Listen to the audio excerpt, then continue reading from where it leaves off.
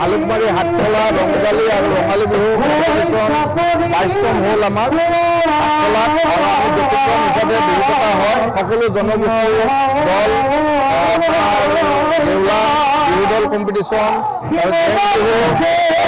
বিহু দল গোটেই আমি আছে আৰু আমি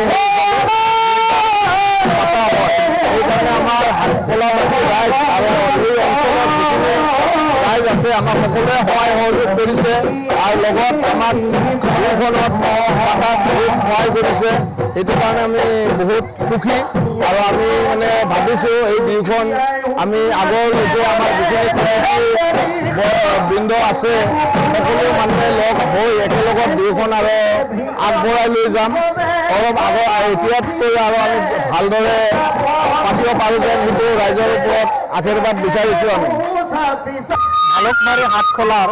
22তম যি ৰংজালী বৈশাগু ৰঙালী বিহু আয়োজন কৰাৰ খুব এটা ব্যতিক্ৰমী সঁচাকৈ ইয়াত অকল বড়ো নহয় ইয়াত বিভিন্ন জাতি জনগোষ্ঠীৰ এটা সমন্বয় থলীৰ নিচিনা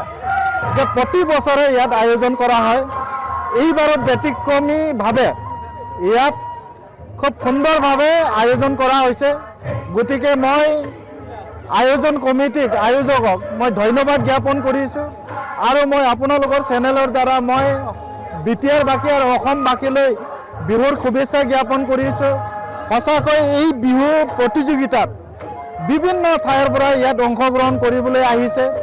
বৈশাগু যি ৰংজালী বৈশাগুৰ যি মানে প্ৰতিযোগিতাৰ টীম তেখেতসকলে বিভিন্ন দূৰ দূৰণিৰ পৰা ইয়াত অংশগ্ৰহণ কৰিছে গতিকে এটা